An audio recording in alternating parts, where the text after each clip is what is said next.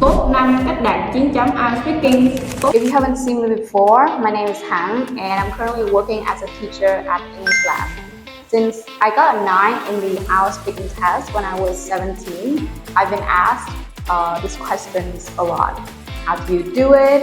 How do you practice speaking? Do you have any tips for practicing the speaking skill in the IELTS test? And today I'm going to be sitting here and I'm going to be giving you the full explanation of what I actually did and some of my advice as well, once and for all. First one, make a sentence for every new word you learn. When you look up a new word on internet, try switching to the English dictionary. By doing so, you could see the definitions in English, so you are used to using the language to explain another thing that you don't know. I can't stress this enough that this is totally different from cramming a list of words. There would be less flexibility if you do that. You will have more natural rhythm when you actually try to think of a sentence using that word, that idiom in daily life. Second one, watch a lot of YouTube. YouTube was literally my lifeline when I was in high school. If I watch films, those are too long, and I would be too invested in the plot line. Like I would want to see how the story unfolds, so I pay no attention to the language used. If I watch TikTok, I think it's the superior form of short content. I think it only serves the sole purpose of entertainment. I just want to scroll to the next one to see if there's anything more thrilling. However, YouTube is kind of in the middle. They are entertaining and you can pay attention to what the YouTubers are saying. You can watch so many types of videos on YouTube, like makeup tutorials, story times, pranks, vlogs, anything really that you are interested in.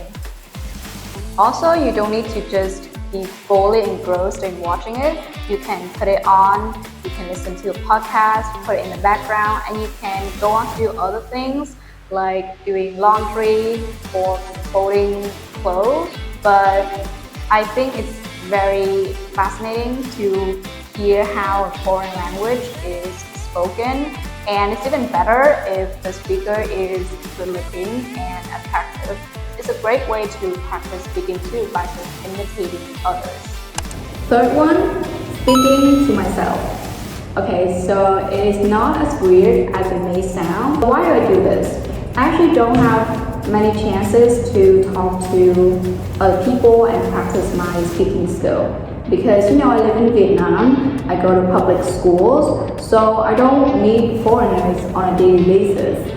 And I'm an introvert too, so at the end of the day, I will spend some time to just practice speaking English. I could say anything really. I am pretty much just speaking whatever that's going through my mind in the moment, like how my day has been, what I've done that day. If I hate someone, then I would just say it out loud just for myself to hear in my room. This really does help building your reflex. Fourth one, try to keep calm. I know that you may have heard this 1,000 times, but honestly, keeping your confidence and composing yourself really allow you to give the best performance in the test room.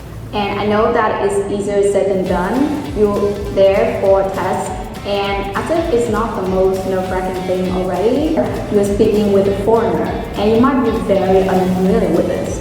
So my tip is that when you're preparing for a test, maybe try to create an environment similar to the test room as much as possible. You could ask a friend to act as the examiner, ask you questions, and note down the mistakes you make while you speak.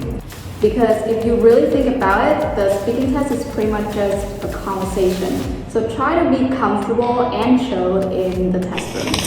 Fifth one, follow forecasts. This is a must for every soon-to-be IELTS takers. You probably could find a bunch of those on Facebook groups. I know that the forecast could include so many topics, probably up to 100. However, if you are a person who tends to be worried before a test, especially for speaking skill, I would advise you to go through as many as you can. You could group the questions according to topics. For example, today I would try to cover all the questions about people. So I would do all the part 2 questions related to those, and the ideas for those questions are somewhat similar. So I could be more productive, I could cover more questions in one study session. And that's it, folks. I really hope that my tips could be somewhat useful, somewhat helpful to you when you're preparing for your upcoming IELTS test or when you are learning English in general. If you have any more questions, you can leave them down below for us and for me. Yeah, and I'll see you next time. Bye.